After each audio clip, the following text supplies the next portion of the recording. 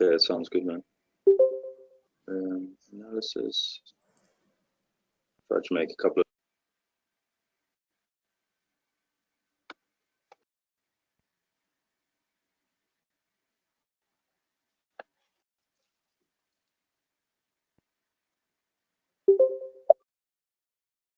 No problem. I'm surprised that the American side of things had internet problems. So it's normally a South African issue. Yeah. So I don't know if at some stage it might slow down, but I've come back home for a little bit quicker internet there.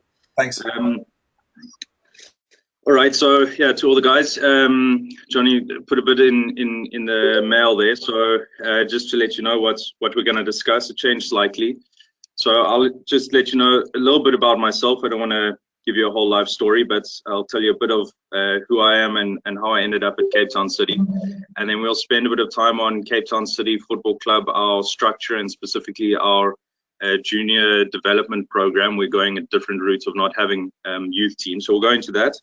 And then my one job at Cape Town City is running that program, and the other is doing the analysis for the first team. So we're going to spend quite a bit of time chatting about how we do our video analysis.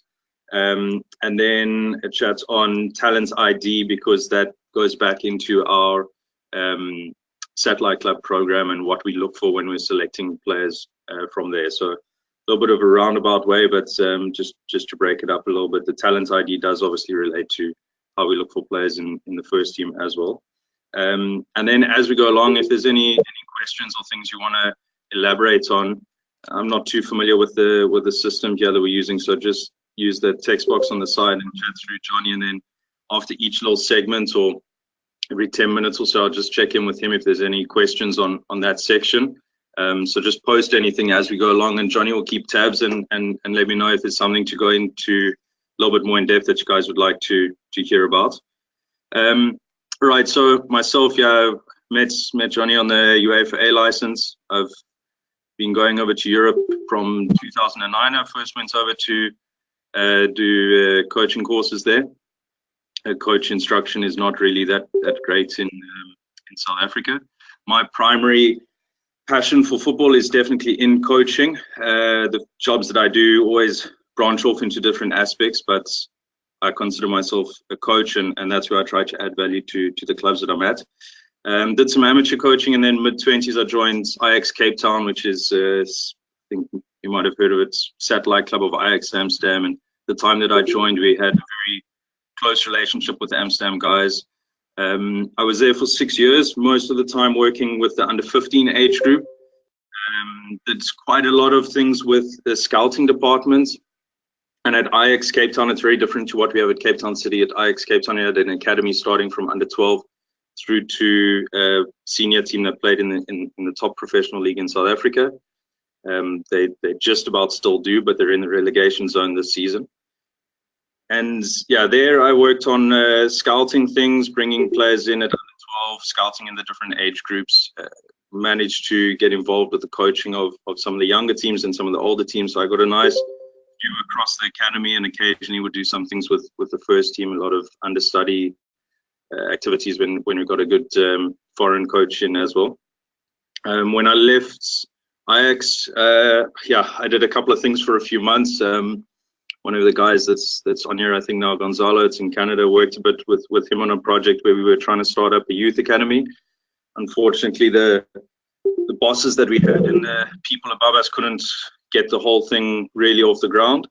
And then I did a bit of under 19 coaching, and a few months into that, I got a call from one of the former Ajax owners, John Comites, who was buying another team in South Africa and relocating it to Cape Town, and it was Cape Town City Football Club, and that was a year and a half ago. And yeah, I went and joined Cape Town City to be one of the reserve team coaches, to set up the satellite club program, and to also do quite a lot of work on the video analysis. And over the year and a half, it's been a little bit of to and fro, and quite a lot of change of job description and that kind of thing. But what I do now is I'm with the first team every morning for their training. We've got Benny McCarthy as the first team coach, and he's for the first time he's the head coach of a team. So I met him on the UEFA license, and he likes to have me around to just give him a little bit of advice. He's got quite a good way of involving the technical staff. So I'm there every morning, but my main job with the first team is to do the analysis, post-match, pre-match kind of thing. And then the second part of my job at the club now is to run this satellite club program, which I'll go into in a minute. And I don't do any more coaching with the reserve team because time just became a little bit too much to handle everything. So the structure of our club is not really normal in South Africa, and it's very different to what I have in Ajax. So Cape Town City's first team plays in the PSL, the Premier Soccer League. It's the top competitive league in the country, and in that league, all the teams have a reserve league, but the reserve league only plays one round of games. So the Premier League has got 16 teams. All those teams play 30 rounds. With cup competitions, but in your reserve team, you only have 15 rounds of football. So most of the clubs have got something further below, and a youth structure that normally starts around at least by the age of 13 or 14 years old.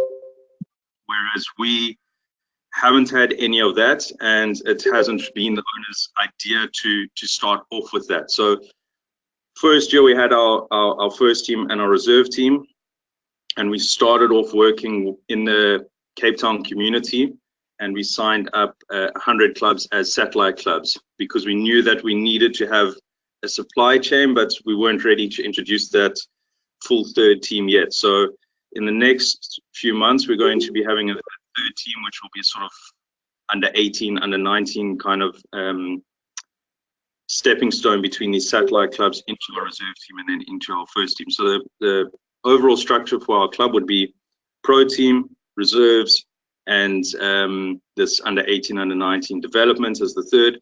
And then below that, what I will show you a little bit here on my on a presentation that I've got on this thing that we call Dream Club 100. So below those three teams, we've got 100 clubs from across Cape Town that have signed up to be satellite clubs. And what we do is we work exclusively with their, or primarily rather, with their under 16 team.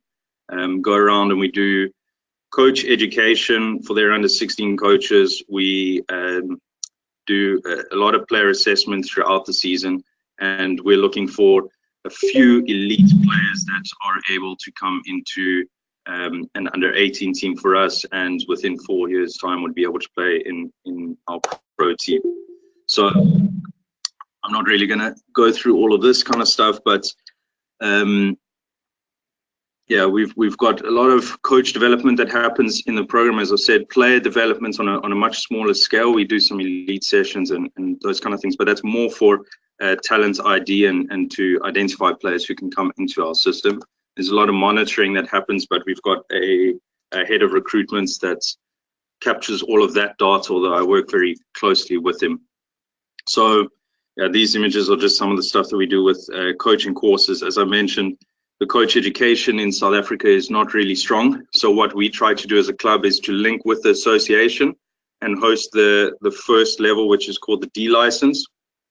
And we bring, I come myself every day to this course to try to add some value. Our first team coaches come to the course to present something. Our goalkeeper coach comes on a day to present something, so that we try to upscale what the association provides us with.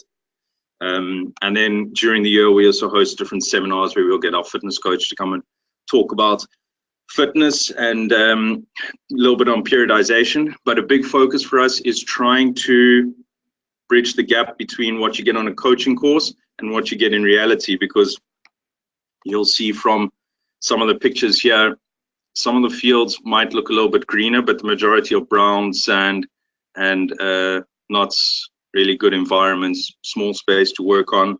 And it's very, very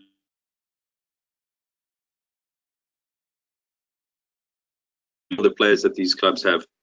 So with our coaching seminars and courses where we try to bridge that gap is to say, the book says this, it's a great exercise with 20 balls and a whole lot of cones and the exact number of players that you need and field space.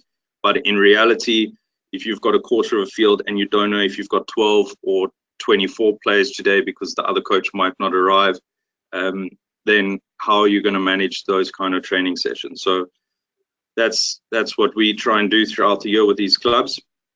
And then these elite sessions are where we bring each club from the 100 is set into a group of 8, and they each send their best 3 players to a training session where we've got 24 players. Myself and the head of recruitment and 1 or 2 volunteer coaches take that session, and that's used primarily for talent ID and also to grade the clubs in the level of the kind of player, what they consider to be their best 3 players. We also use these now to develop the coaches from the club, so that 8 clubs send their best 3 players, and they also send their coach to come and watch the session. And we try to put on something that has a little bit of exercise that they can replicate. But also what we found is that it's very, very difficult to accommodate for all 100 clubs because the facilities and the level and everything is so different from club to club. So the way that that program works is focused on the coaches at the beginning, looking at the players during the season. At the end, we host a tournament where we make our final selection of players that we'll bring in for academy trials. One of the situations that we have in South Africa is that the junior amateur season runs in our winter, which is roughly from April through till end of September, October, and the professional season runs with the European season. So the professional season will run from August until the end of May. So there's a kind of an overlap where we haven't quite worked out exactly how to it's always a struggle when your junior team is finishing their season at a different time to the seniors. And what we try to do there is take individual players and make individual plans for them. If they're going to progress to the PSL team, then they need a break. You know, if they're going to the reserve team, then they'll need an off-season break, but that might fall in the middle of the development team season. So a lot of individual planning is needed to work around those kind of structures that we have. So that's a fair chunk of my job. Justin, evaluation-wise, so we do evaluations periodically throughout the year, depending on ages and how long we have them over the course of the season. How many evaluations and how often would you do it? In our reserve team, you mean, and that under 18 team? Yeah. So our structures are not really in a good place at the moment with that. But I think all the coaches that we have had work in the reserve team would understand that at least a mid-season evaluation to let the player know where he's going along, and then an end-of-season evaluation, which unfortunately in our case, being a new club, when we put the reserve team together in the first year, there were a lot of players that came into that team that should never actually have been at that accepted into that level. So what you end up with is the first evaluation you're not doing so well, and the second evaluation is a lot of players asked to leave. At Ajax, I can say that there was maybe more officially structured, and there would always be a middle of the season, which is May, June, meeting with the player and his parents and the coach and assistant coach, and that would be 10-15 minutes.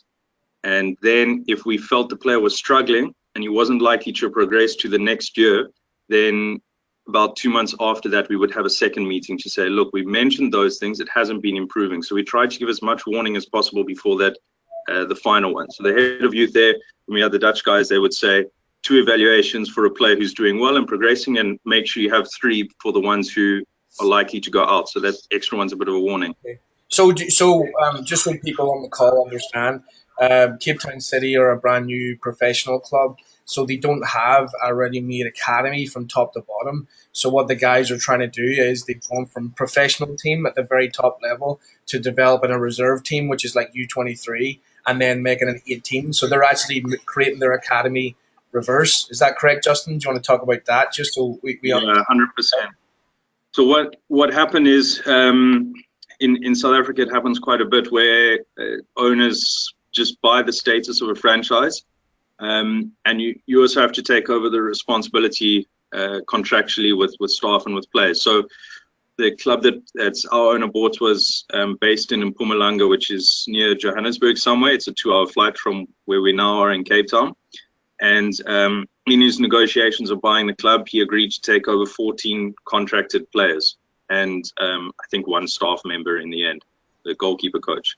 So the time when the club was bought in June, he had 14 players coming down that he had to relocate to Cape Town and a goalkeeper coach and nothing else. And by the end of August, we had to play the first professional games. And by I think it was mid-September, we had to have a reserve team to play in a league where you need to have 8 under-23 players on the field at all times. In that's the official rule of the reserve league, but most clubs use it as a under-20, under-21 kind of team. So the priority in the first year was just to make a really competitive squad for the first team, and the reserves, literally it was myself being in Cape Town for a while, what players did I know that had maybe been dropped out of Ajax or dropped out of another good academy that we could bring along. The boss, being in Cape Town guy, also had a lot of people. He was involved in another club that was in a lower league, and he had quite a few players, and the reserve team was a completely secondary importance in the first year. And now in the second year, we tried to up the importance of that and try to find players who can really see the potential to get into the first team. So now we feel that the first team has a good squad, players that are on the right kind of length contracts, a few young players coming up. The reserve team hasn't been too good, but they've got a few, and we can see who might be able to come up, especially players who are 16 or 17, who are longer term prospects. And we're happy that we've got that. And now we're starting to, like you say, go down to what's going to be the longer term. Where are the players that are going to play in the first team in 7 or 8 years' time going to come through? And that's what this program is trying to find. So when you're talking about the satellite clubs, this is in Cape Town. You're asking for the best 3 players from 3 of the bigger satellite clubs. Is that what I'm saying? Like 8 of your better satellite clubs to send their 3 best players for you to be able to keep an eye on. Is that the idea? So what happens is, out of all 100, they're grouped into, it's 13 groups in the end. Most of them are 8 clubs, but some are 7, because 100 just doesn't divide perfectly into 12 or 13. And then what we've done throughout their season is allocated dates when that group of 7 or 8 clubs are asked to send their best 3 players down. So you end up with 20 to 24 players. And do a training session, and each of the 100 clubs have a chance when it's their group involved in that session. So there's 13 of those sessions that happen, and we do it in closer to their areas, because there's a lot of constraints with poverty and transport and all kinds of things like that. So we go and do that in the area. It's myself and the head of recruitment that are always at that session, and we're looking realistically. We're looking at the best 2 or 3 players in that session to tag them, to note them, and then it's his job with a small team of scouts that he's got to go and watch a few matches of theirs where they're playing competitive games in their team, so that by the end of the year we host a tournament. But by the time we get to that tournament, we should have a very good idea of who the best 20 players are out of these 100 clubs. Talking about, they've all got a squad of 18. You're talking about 1,800 players. And we want to know by the time we get to that tournament who the best 20 are, because a tournament of 100 clubs, you just can't see those players on that one day. So we've got a couple of questions here just before we move on to the next things. So Lloyd Miller is asking, for the selection process for recruiting players, how exactly does that work, when you're selecting them? So I think you briefly touched on that. So what you're saying is you've got all the satellite clubs because you've got loads and loads of kids, but it's difficult then to identify because of the numbers of kids you're working with. Is that correct? Yeah. So you have to find a way to funnel them into you. And then you use it as coach development as well then to build up relations with the clubs. So you're using it as like professional development of coaches. So when you bring their kids, the coach comes along to see how a session could run and try to develop better links so that it improves the community links. Is that what you're looking at then? Yeah. 100%. So there's some clubs who in the first year just sort of signed up for this program just because it seemed like everyone else was. So they all apply to be a part of it.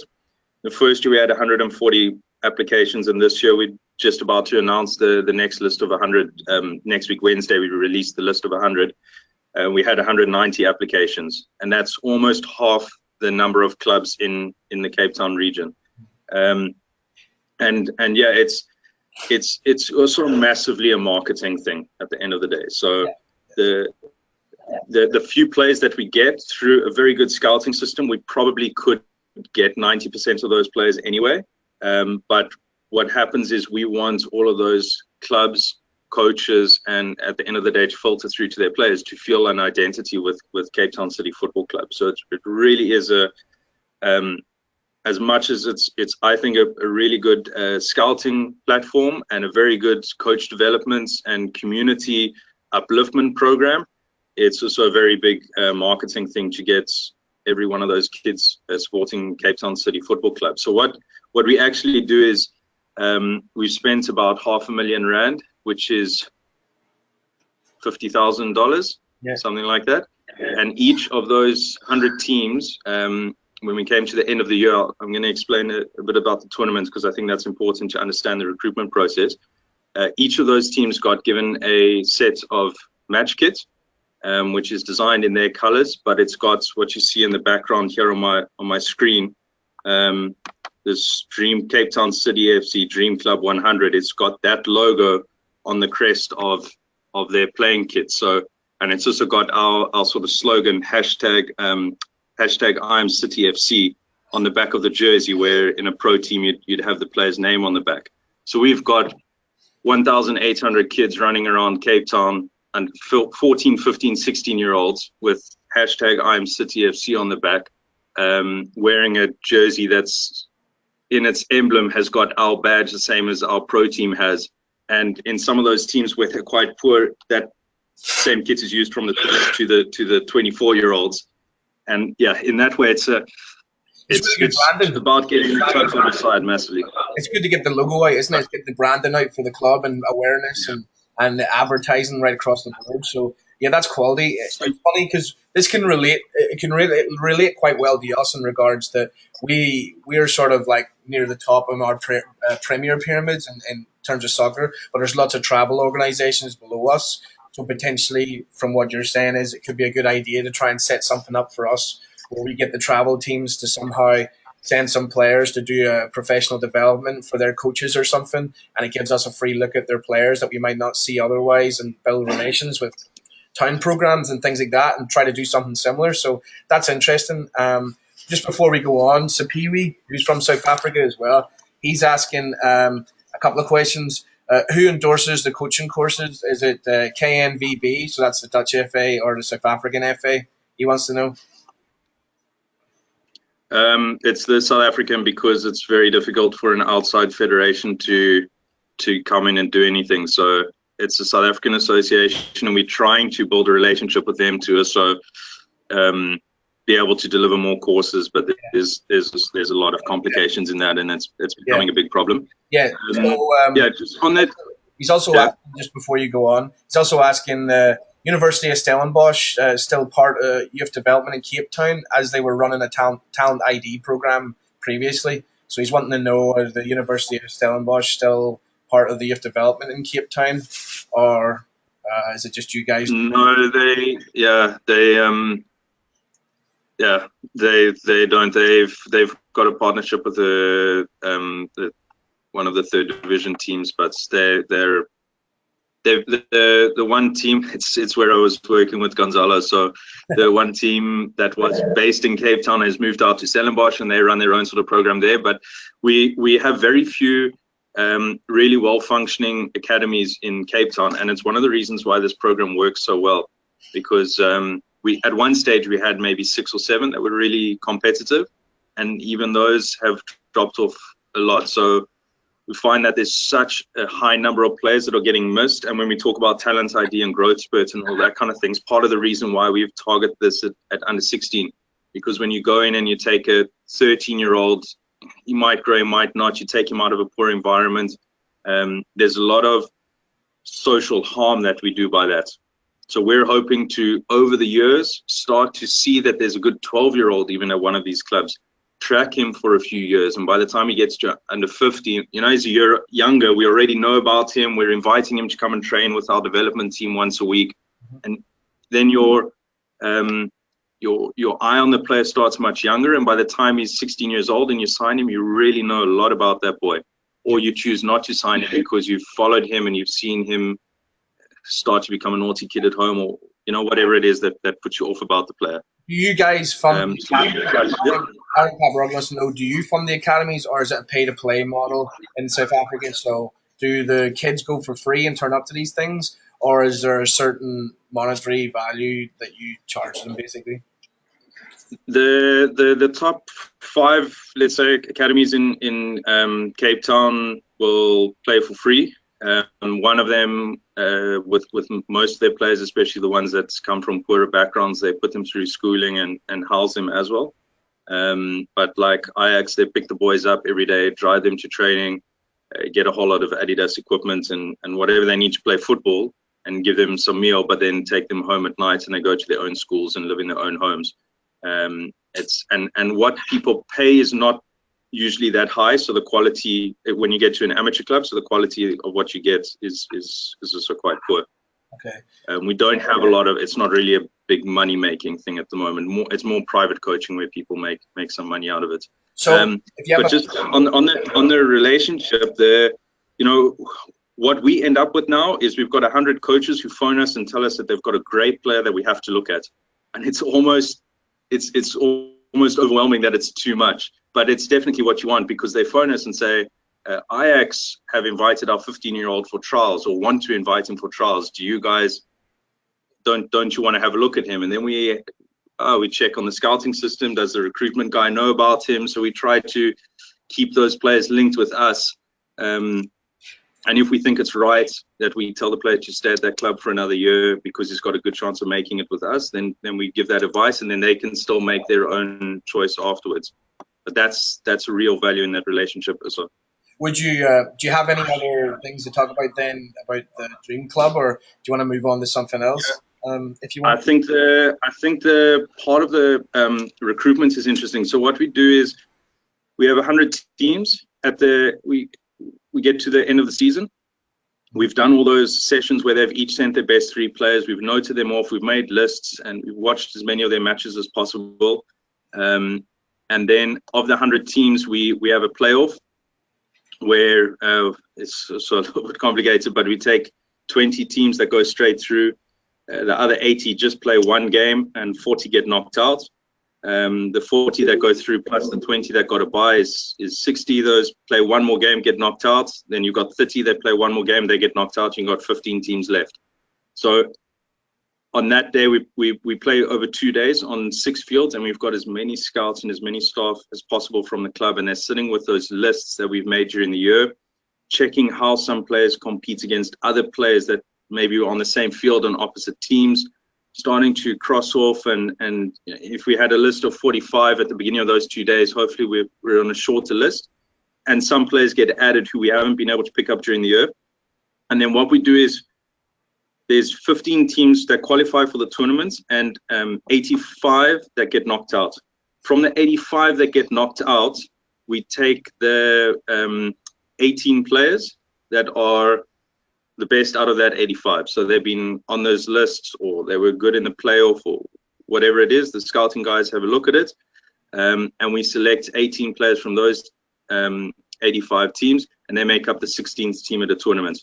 And then over another weekend, we host the 16-team tournament. And at the end of that tournament, we have a final group of 20 players that come in for trials with the academy. So that's, we'll go into the talent ID of what we actually look for in those players. But that's the system of how we get down to 20.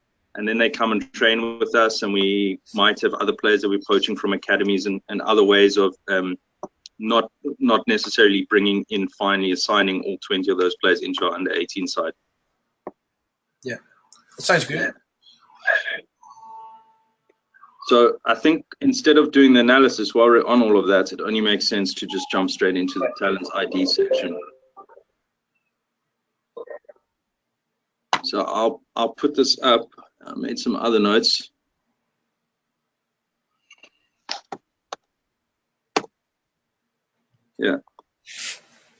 So is that coming up fine on your screen now? Yep. Evaluating a player. Okay. What's the one before? Just want to see how it's. Okay. Just trying to see on my screen. Okay, there we go.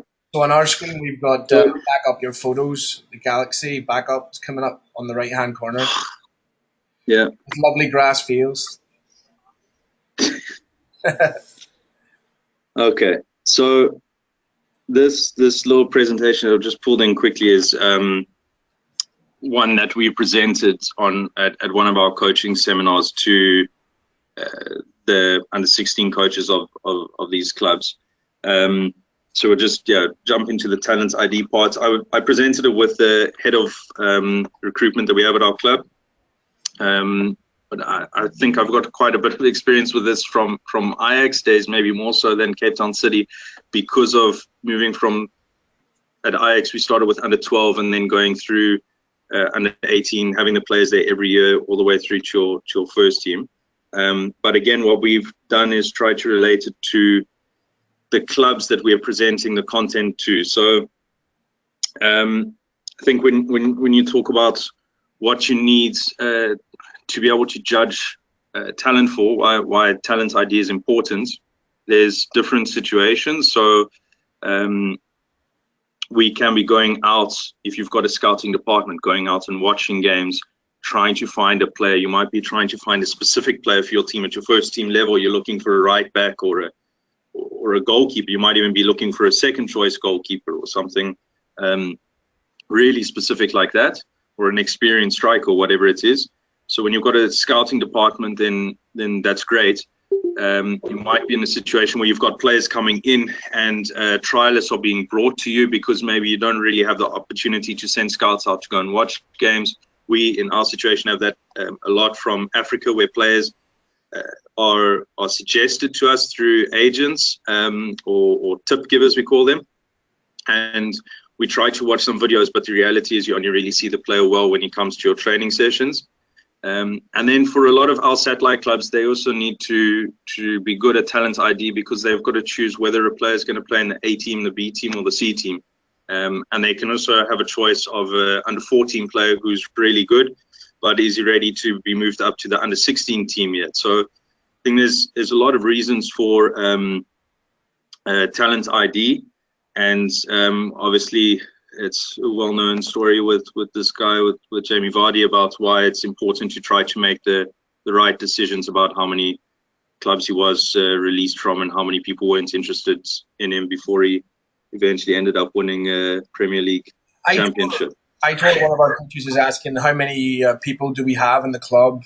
How many people do you have in the club, such as coaches, scouts, academy staff, analysis? How big of a club, like the background professionals do you have in each department? Roughly, just like roughly. For us, for Cape Town City? Yeah. For Cape Town City, we have, it's not much. So you want me? Do you want me to go through the sort of like the first team staff and then what we have below that? For the talent ID, so for your academy, like you're looking to grow, how many scouts would you have? How many eyes would you have on players? Opinions, coming to you, full time, regional, part time, whatever. What have you got in the, rather than the first team? Like what would you do? Yeah. So there's it's two, but I only work with the under 16 really. I don't work older than that. So there's one full-time guy who's the head of recruitment, head of scouting, whatever he wants his title to be. Him and I work very closely together with the satellite club program on identifying the under 16s through the year, through that tournament, through once those 20 players get brought in, they train with me every day, and he's also there watching, and we're continuously discussing the players. At a senior level, if it's an African player, it's up to him to find the players and make the list. And then at our club, the process from there is, if say there's a 22-year-old Zimbabwean goalkeeper or something, he would then present that to the chairman, who's the owner of the club, who's very, very hands-on and involved, in a discussion most of the time with the head coach as well. So head of scouting, chairman, and head coach are looking at all the CVs and all the videos and all the things sent to them. Going out and watching games is mostly just the head of scouting himself, and yeah, it's quite limited because in Cape Town, most of the teams are both based in Johannesburg, and we don't have a budget for him to travel, and we don't have a budget to send him to Nigeria to go and watch games for a couple of weeks. And so the actual paid eyes on people to find players is very, very little. So what you're saying is it's pretty similar to us, where we're the head coaches of teams, and it's up to you guys to go and get your best players to come and play for you. So you are a professional club who do things professionally, and it aids in attracting the best players. So there's no reason why we can't take those principles and ideas of how you're doing it and try to apply it to our teams. So if you want to go on to the next slide and keep going there, sure, and then you can. Yeah, we at Ajax Cape Town, as I worked in the scouting department, but as a youth coach, we would always, as youth coaches, say, and as a guy who got to know and tried to train up the scouts very well, the best scouts for us in the youth academy from under 12 to under 18 were always the coaches, because they knew the level of their players the best. And most of the time, the scouts, we felt, didn't really understand the level of the Ajax Academy player and necessarily the things that we were looking for, which is what we'll come up to now. So definitely coaches are the really the best guys to be scouting and looking for players, 100%. Yeah, so I think a big thing when you're looking at youth players especially is to always be thinking about the potential of the player and not just his current ability. That goes into a whole bunch of different aspects. But you've always got to be saying what has he got, so therefore what could he become, not what he can't do.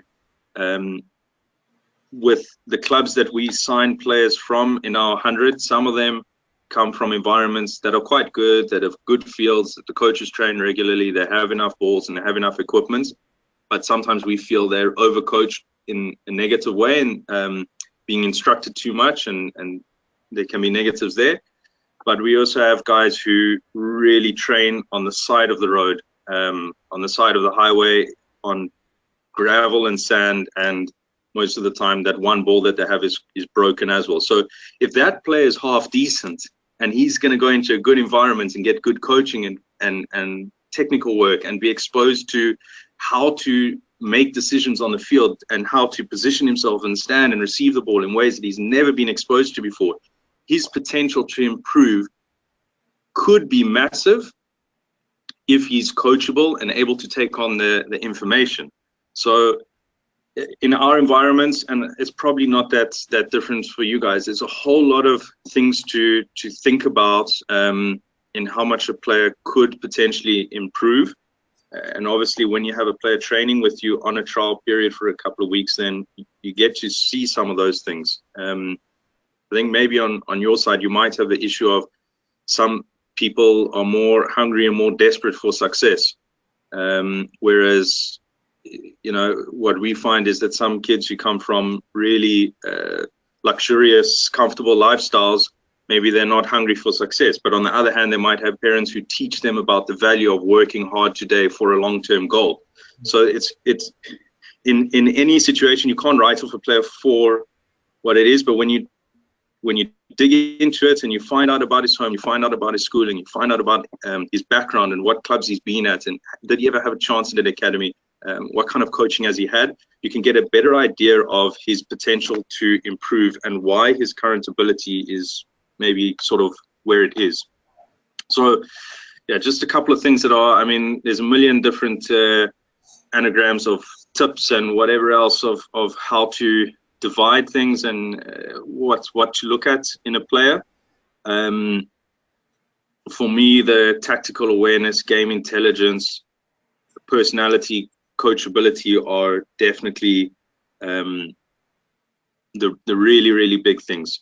You can have a big, strong player, especially at a youth age, who can run fast, but if he doesn't know which direction to run in or when to make his run, he's not going to be very effective. If he's really good at kicking the ball a long distance at a young age, but he doesn't know when to kick it long, or how to make a better pass for the player to receive the ball, then he's not going to be able to help the team when 11v11 is important when you're in your 20s at a competitive level. If you've got the best dribbler and most skillful player on the field, but he wants to dribble in his own half in risky situations, he's going to concede more goals than he's going to create. So that's why the physical and technical things, I think, are not defining, but game intelligence, showing that you can understand, showing that you can learn, showing that you're coachable, and having a personality that allows you to want to learn, to want to improve when you struggle, when you fail, when you get criticized, that you're able to take it on. Those are really, really big qualities. And also in the kind of environment that we are in, where we're bringing players in relatively late, we're bringing in 16-year-olds who've had no good coaching, terrible facilities for the first 10 years of their development. We need guys who are going to learn and pick up things really, really quickly. So to go for the right personality and intelligence it's really important for us. Yeah, that's what I was saying. So don't have to worry too much about that stuff. So these are a couple of things that we look for, and it's maybe me personally, but I think that this is the kind of thing that shows intelligence and insight as a player. So someone who's always available in space, he moves away from opponents, and you see that he's always free to get the ball. If you're that kind of player, we struggle with our first team players that move around the field, mark the whole time, and can't lose an opponent. If you've got a young kid who can do that, he's got something that's really, really useful. It sort of matches often. You're not going to be a player who stands in space if you don't look around. And you've probably seen those videos of Xavi and Iniesta and how many times they turn their head in 30 seconds while their team is in possession. But you know, that's just someone who looks around and is constantly scanning on the field, is someone who's going to be able to learn when you try to teach him what to look for. If he's not scanning, then you can teach him what to look for as much as you want, but he's obviously never going to see it. And then the last one when you're with the ball, if a player has always got the instinct of forward first, going towards the goals, either taking his first touch forward when he receives the ball, getting his body in a position where he can receive it and go forward, or a player who always manages to find a forward pass, especially in our situation in Africa, that's a massive quality that's quite rare. We often say that African teams would win the World Cup if the goals were on the halfway line, on the touch line on either side, because we just like to play safety passes sideways and backwards all the time. So to find a young kid who always wants to make that forward, not necessarily a through ball or a long ball, but will find the little space to put the ball into the striker's feet, or put a winger in 1v1. He really understands what football is about, getting the ball closer to the opposition's goals, to someone in a better position to create or score a goal. And that, having someone who understands that principle is it's really good. So then we try to think of something on the defensive side, and think someone who realizes if they're in 2v1 situations that they can close a player off by blocking the pass to that player's teammates. And if you can realize that by isolating someone, we've got a better chance of winning the ball, or a striker who goes between the center backs but then goes enough to put pressure on the other one, and players behind who realize that move is now to squeeze the ball there, and they can read that the ball's going to go onto that side. Defensively, at least, that's a good quality that we think. So a little bit of a discussion on how maybe people use statistics or discussion about players. So going back to one of the things that we look at about players who make forward passes or forward dribbles, often scouts would come to us and say there was a really good player, he never loses the ball, he never gives it away. But then you go and you watch him and you see that 9 out of 10 passes are either sideways or backwards. So it's got to do with your club, your philosophy, you as a coach. But would you rather have a player who keeps the ball 9 times out of 10, but that 9 out of 10 is sideways or backwards, or even 7 of those are sideways and backwards, whatever numbers you want to say, or someone who he gives the ball away half the time, but every time he tries to play forward. So there's a balance where you maybe don't want to be scouting a player who only kicks the ball forward and has no idea about not always taking the risk, but sometimes you know you're going to lose the ball, therefore rather play sideways or backwards to keep possession. But if you've got scouts who just say he doesn't give the ball away and they can't see the effectiveness of what the player does, you're not going to see the potential. Players who play forward passes, penetrative passes, through balls, are often players at the age of 13 or 14 who lose possession because the striker is not good at reading it, or the centre back is bigger and stronger than the striker on your team. But if he keeps doing that, he keeps playing it, by the time he's 20, he's going to be world class at threading a through ball and seeing the through ball and timing that through ball. And that's really scouting the potential rather than the current level and ability of the player. I'm sure that's I've read a lot of stuff about this in the US anyway, about the relative age effect of whether a player is born in January or December. We've had players at Ajax who were born. We had one that was born on the 30th of December, and we had him on trial for a couple of weeks, and he wasn't really shaping up that well. And we had a tournament for new players coming in that was a year younger than him. And because it was our tournament, we said, well, we're going to give this player a chance to play with them. And he was on the field with a lot of players who were only 2 weeks younger than them if they were born in the middle of January. And he stood out as one of the best in the tournament, and we decided to sign him. I don't know the end of the story yet because he's only 14 or 15 now. But you know, when the cutoff for your players is 1st of January, 31st of December, it's one day, and it can change the age category of a player by a year. So the younger you go, definitely the more important that this is. But even with us looking at under 16 players from these clubs, when a boy is a little bit smaller, a little bit skinnier, and a little bit less sharp to get to the ball and a little bit less competitive than other players, and we look at his date of birth and it says November, December, then we often try to just look at him again and be a little bit more positive about his qualities, because that's the guy who maybe needs that extra time of maturity, and by the time he's 20 he could be ready for the first team instead of breaking through at 19 because he maybe was a January kid. Yeah, so what you normally see in the growth spurts obviously is that players sort of, they get lanky, they lose their coordination, speeds, strength. It's sort of, to me, looks like their mind and their body can't really do the same thing. And often if you're trying to scout a player at that age and make an assessment of him, you are going to be wrong, because you don't see his real ability. And that's one of the reasons why we've gone for our satellite club program being under 16, where the club has asked to rather make it under 14, and myself and the recruitment guys have said no, it will make it much more difficult, because most of the players in South Africa at 15, 16 are coming towards the end of their growth spurt.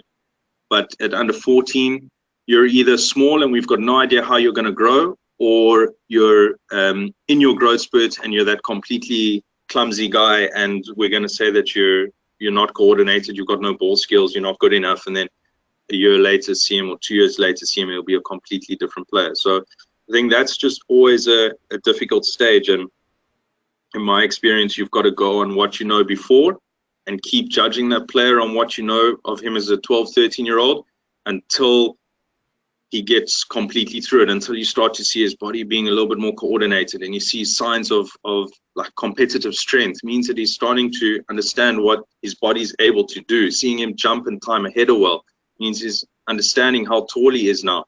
And then you've really got to go and assess him again, because if he's still clumsy and not controlling the ball well or missing headers, then yeah, he maybe just hasn't developed as well as other players his age.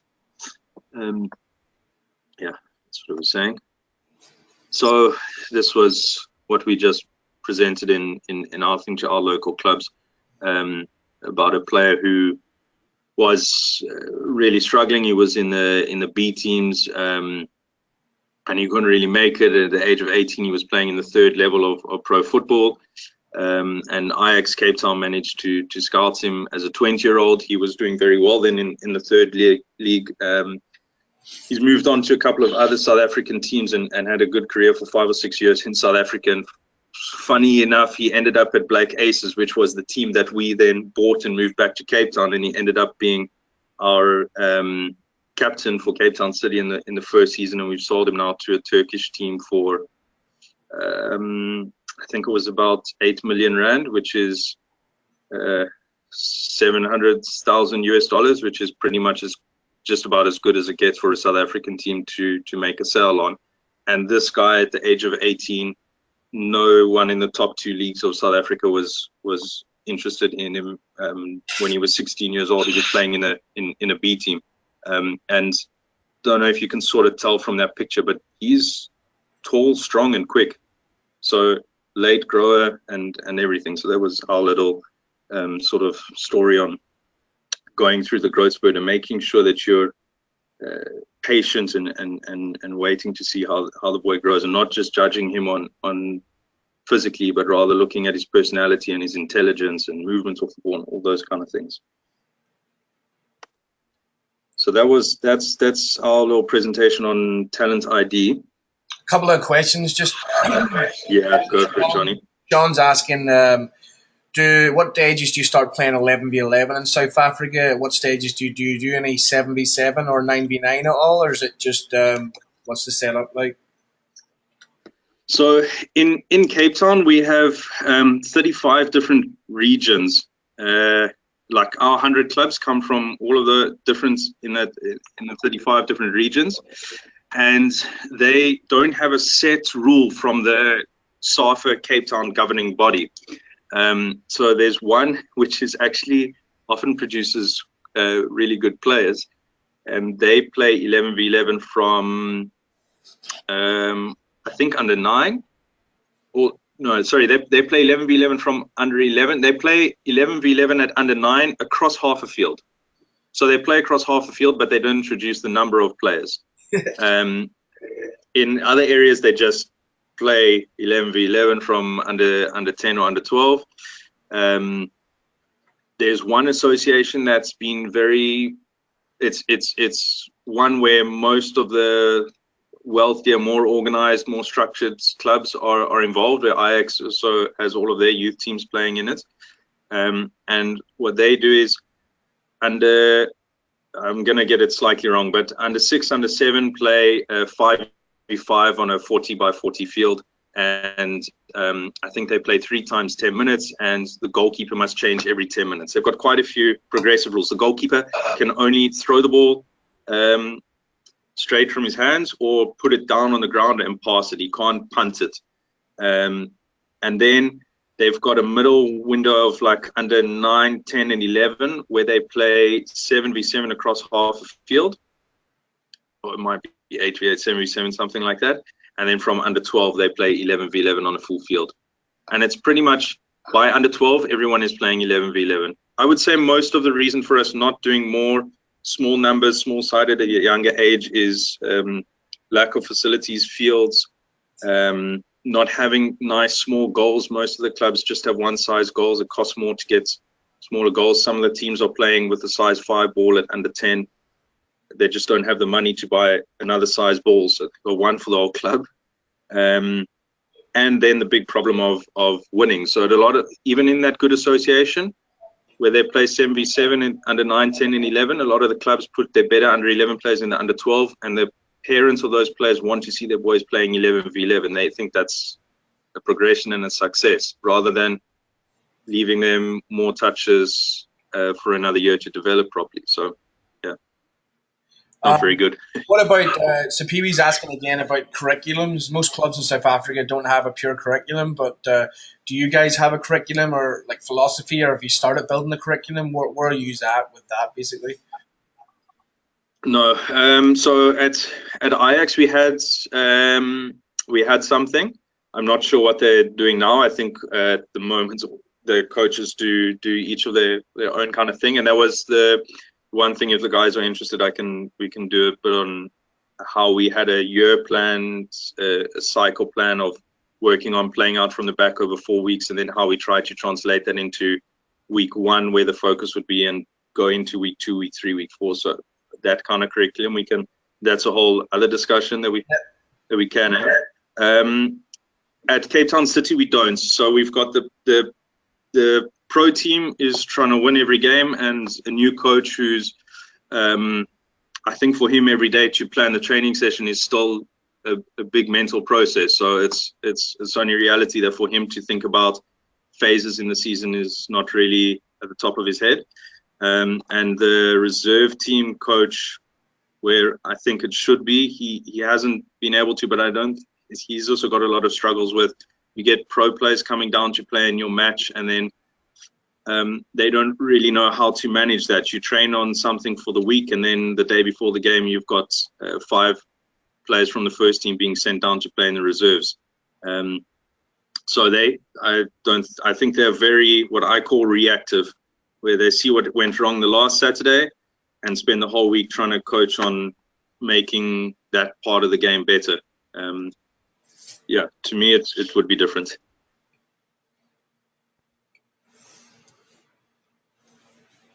Yes. So, so anything else that anybody wants to talk about? Any questions? Aaron Paprocki wants to know. He's being cheeky here. Are the club going to sign Stephen Pienaar? I think that all depends on money. Yeah.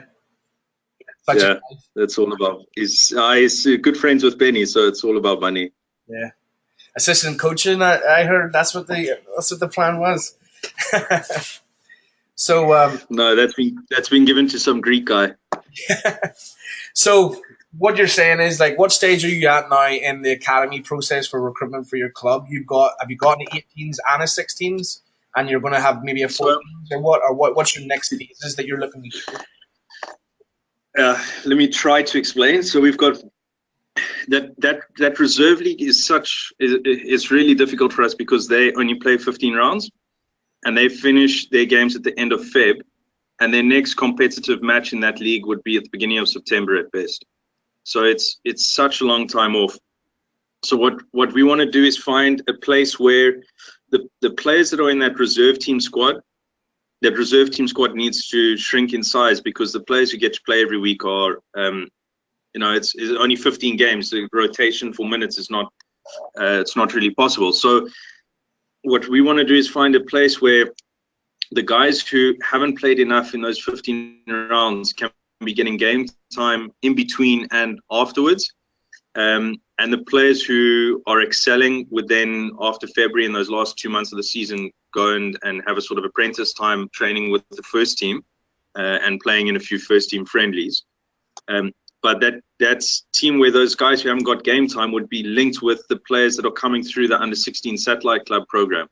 So where we're going to go is in South Africa. What you have is the top level, the PSL, then there's the first division, and those are both national. The third level is divided into 9 provinces, and then the fourth level is within the province. There's 6 regions.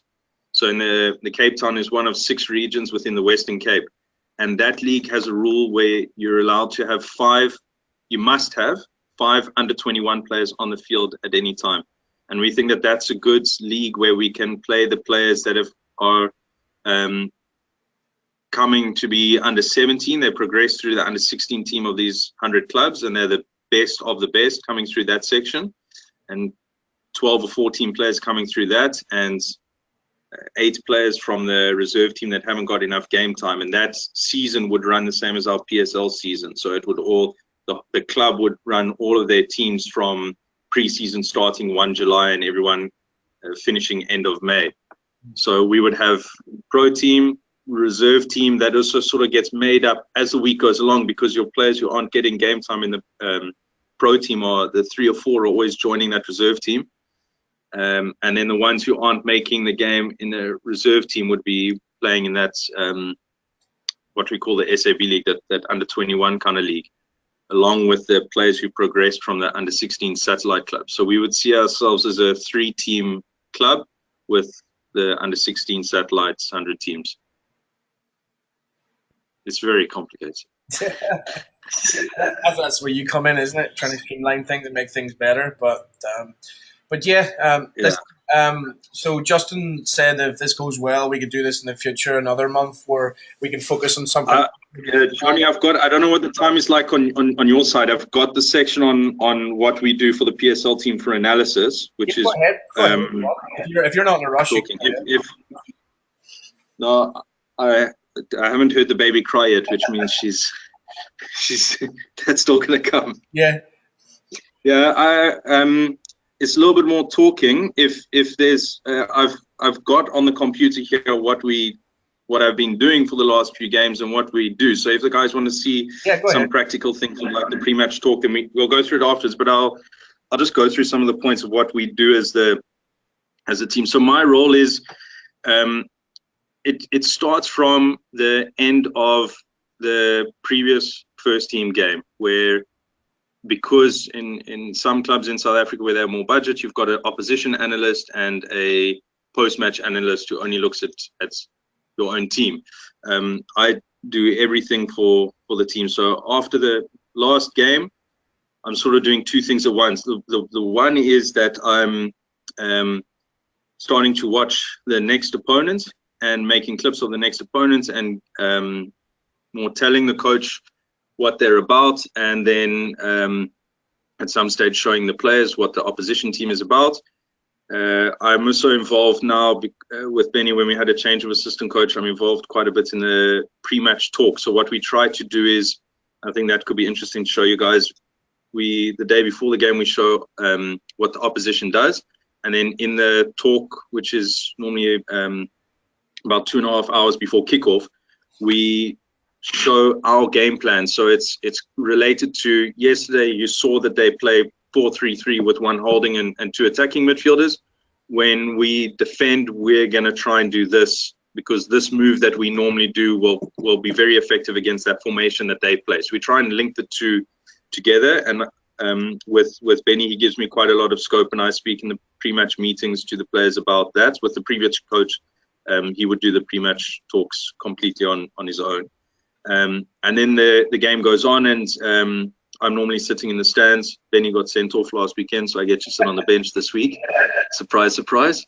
But normally I'm in the stands. I come down at halftime and tell him what I see, and if I see it's like we thought that they do play that formation, or I give him my input, and he then speaks to the players. And sometimes I'll have a quiet word with one player individually, but I try to keep my distance. I'm not the assistant coach. I'm the analyst in the first team. So yeah, it's you got to try and play your role a bit. All right, Justin. And then Benny McCarthy, talking about, is the head coach of Cape Town City. So he's the ex-Porto striker, played with Mourinho, Blackburn Rovers, Ajax, famous South African international. So when he's saying Benny, that's Benny McCarthy. All right, just so everybody knows. Famously attended a course with Johnny.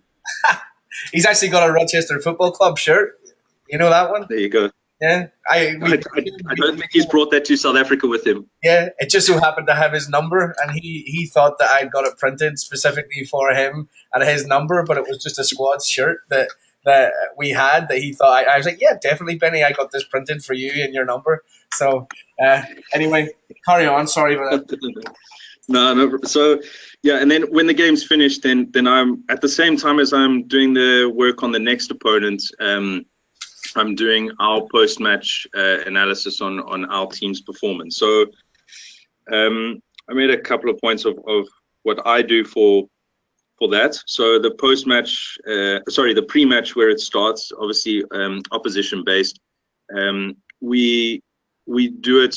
We are presented to the team.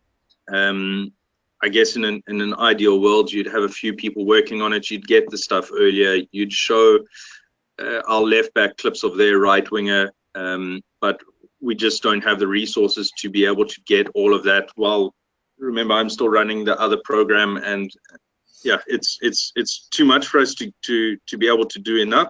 So we do what we can. So we show the whole team, and we don't go too much into individual players unless it's a team that is quite unorganized and unstructured, because then the individual qualities of players are more important than the style of play. Yeah, when in South Africa, some teams have a coach who's very strict on the shape that they use, defensive or attacking, and then I think that's more important, where the spaces will be with the kind of players that we've got. But if they're a little bit all over the show, which we get 50% of the time, then we try to show more individual qualities about their dangerous left-footed right. What you're saying is, in regards, like, for instance, if we were coaching a U14 game and we were playing a big league game and we were able to watch the opposition before we were playing, what sort of advice would you be looking for? Because what you're saying is it's easier to focus on the team overall. So you're looking for what, like the formation of the team, areas of weaknesses. Let me go. I'll be there in. I'll try and be there in 30 seconds. So when we do that team session, we're generally doing it either the training session before the match or the night before. So this weekend we have to go to Bloemfontein, which is a 2-hour flight. We train Saturday morning in Cape Town. We fly to Bloemfontein. We get to the hotel. We settle in. We have dinner, and then Benny likes to do it in sort of 20 minutes after dinner. Show the guys the video and let them go off. He also likes to give them the starting lineup, so they go off to bed knowing that they're playing, having an idea of who they're playing against, and then the next day we do the real sort of team tactics. Or if it's a home game, we generally do it, if we can, before the last training session, but sometimes when we train at the stadium we have to do it after the last session, which I think is really difficult because the players from there get in their car, go home, and don't remember anything that we've done. Again, ideally that's happening earlier in the week if I was able to have the content ready earlier in the week.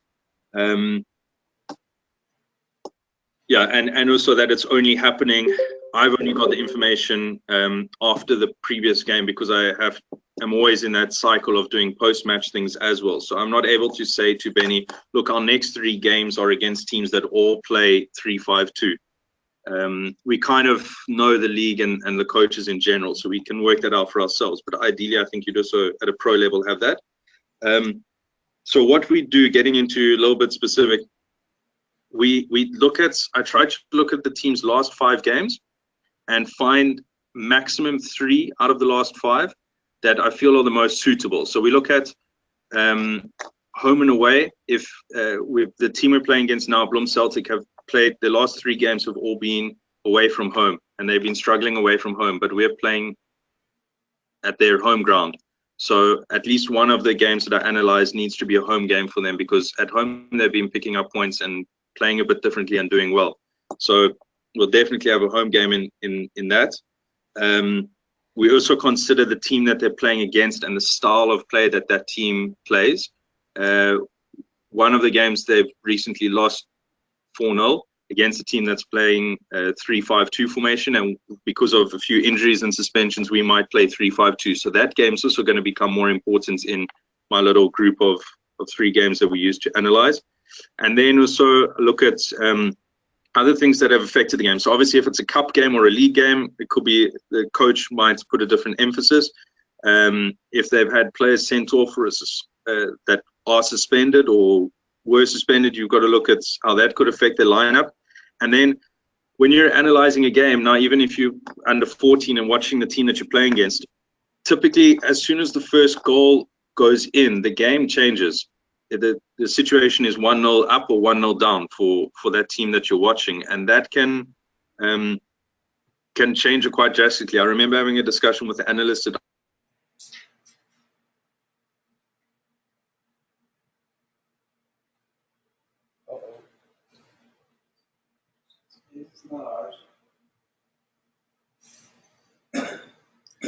Hello.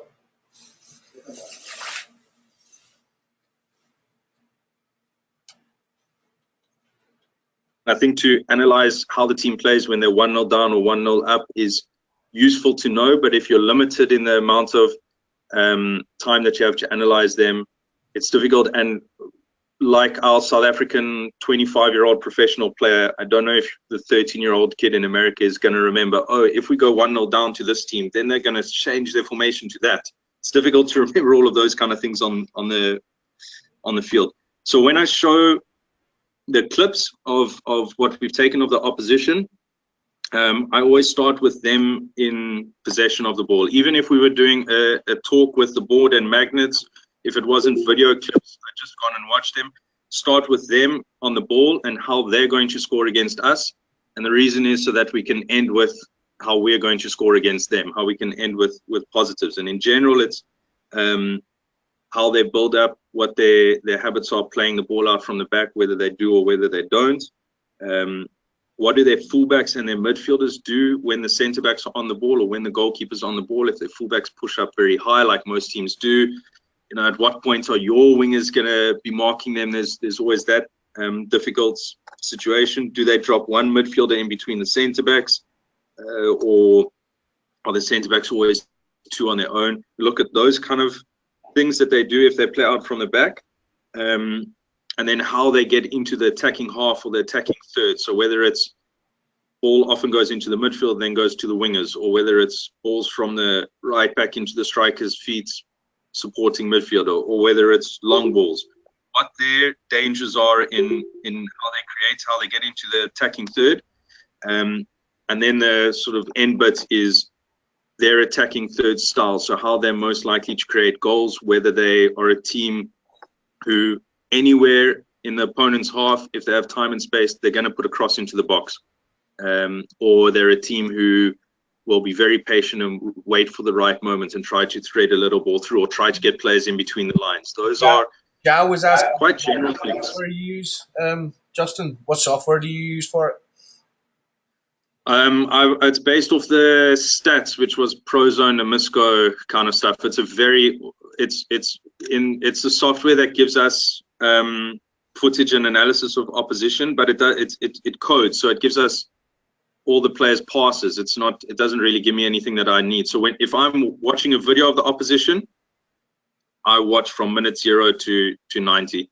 To me, there's no way of like just clicking on that player and seeing all of his passes or all of his thing, because you want to also be looking at what's happening off the ball. If you want to see what the fullback's position is, he's not necessarily going to get on the ball. You want to see what his position is off the ball.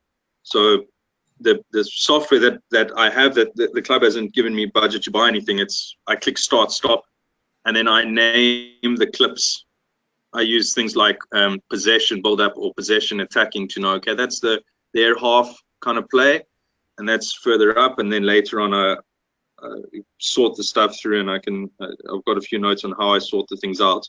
On the attacking side, the last thing is, so that's why it's so important to watch the game, is that we look for what some people call rest defense when they attack, what their centre backs are like, who's holding in their midfield, where their fullbacks are. So in other words, where we could counter against them, how their organization is. If they're in our half and they lose the ball, do they press? Are they in a position to press? Or maybe their fullbacks both go forward and they're vulnerable on the side. So we look for those kind of things. And then their defensive, it's obviously just their kind of patterns in reverse. So I start with their pressing, what areas they usually press from. When they press, I think a common thing to analyze now is most teams play with one striker. So if that striker gets outplayed by the two centre backs, is it going to be their number 10 who goes and closes the centre back if he carries the ball forward? Or is it their winger who comes from the inside and leaves your fullback free? So I think that's a common pattern where, so with some teams, the winger will always stay with his fullback the whole way. And in other teams, that winger doesn't really want to run back and he's quick to go and press the centre back. So that's good things for our players to see, and it does tend to lean towards individual habits of the opposition player. And we look at them in the midfield, how they mark, whether they're more marking space or marking tight. In South Africa, a lot of players follow their man very closely. So it means for us, we can drag him out of position and create passing lines to play into the striker, or with a little bit of rotation, we can get other players in between the lines. if we know that their one particular midfielder always marks tight and follows players. And then I look at where the spaces are, if they're compact front to back, left to right, and then defensive third when we're going to put across how their marking is in the box. Also, a thing that's, I think, you can often see from the coach's tactics is when the ball goes wide in their half and their right back has to go and defend, does their centre back come over and give cover to the right back and all the back line shift over? Or does the centre back try and stay in the middle and one of their holding midfielders give cover to the right back?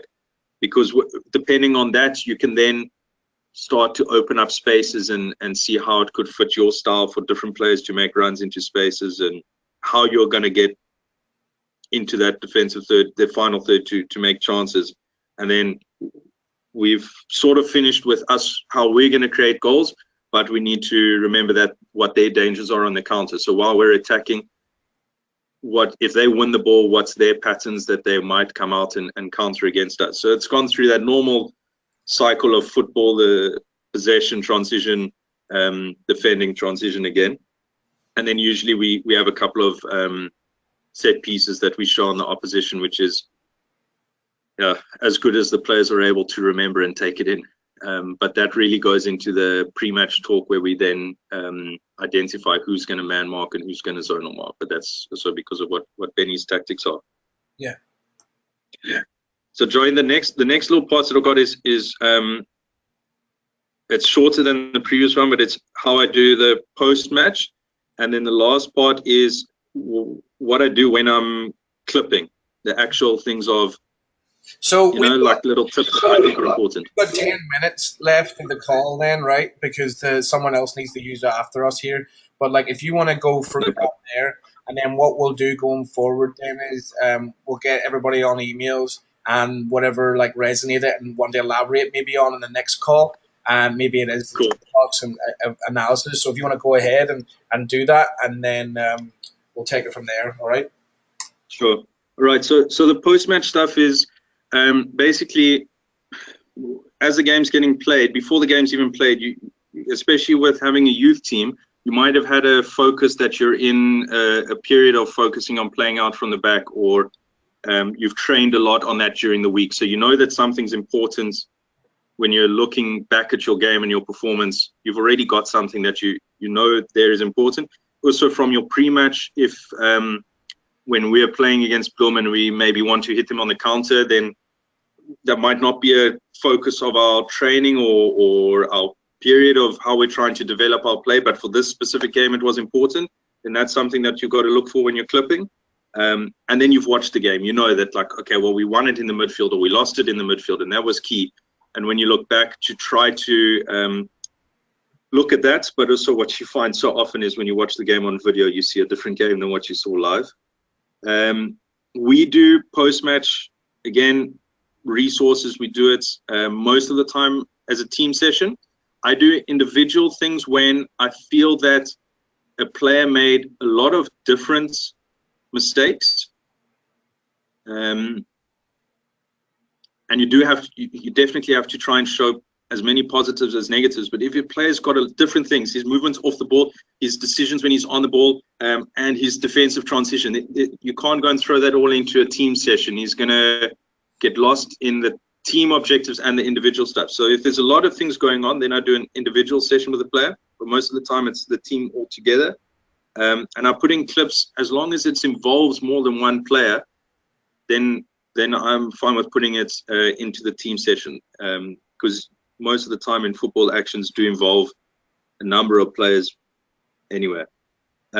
So when I'm doing the post-match, it's the same pretty much as the pre-match, in that I watch the game in the order of the game. If I've got this coding that they do for me where I can click on a player and see all of his passes, I look at that afterwards. I first watch the game from 0 to 90 in the order that it happened, and I go and I clip in the order.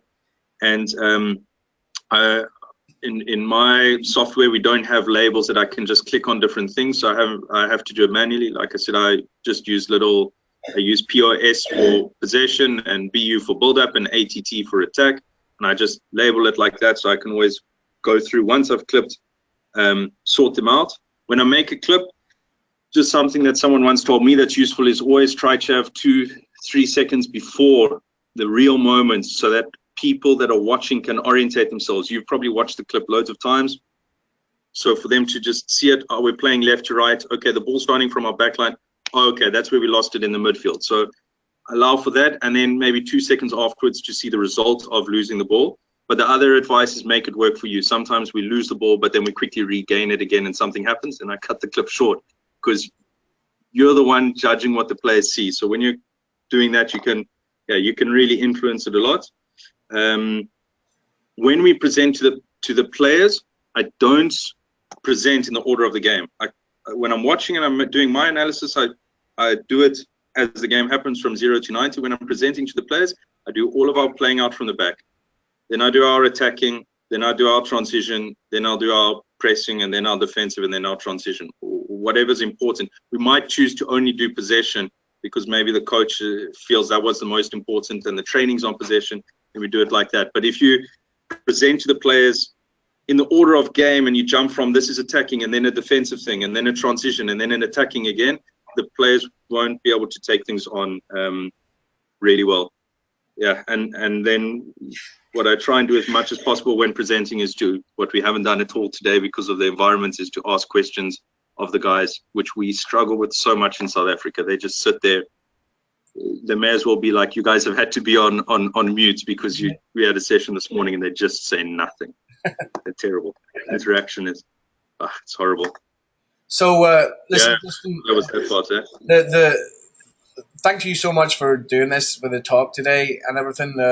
We've recorded it, so hopefully it's worked with the recording. But like I said, we really appreciate you coming on. I know the time difference and it's outside your working hours and your free time, so I really appreciate it. And in the future, we'll get an email out and we'll find out what area maybe to focus on in the future, and you can elaborate maybe on some of the aspects you were talking about rather than skimming through sort of 3 or 4 major areas. All right. And like I said, the information was great. So thanks very much from everybody here. And I really appreciate it. And we'll speak to you soon. All right. Yeah, absolute pleasure. Thanks, Johnny. Thanks, guys, for listening. Anything, drop me an email, send out my mail to all the guys, and happy to chat to everyone and keep in touch. All the best for your season. Have a good day. See you later. Thanks a lot. Bye. Cheers. Bye. Bye.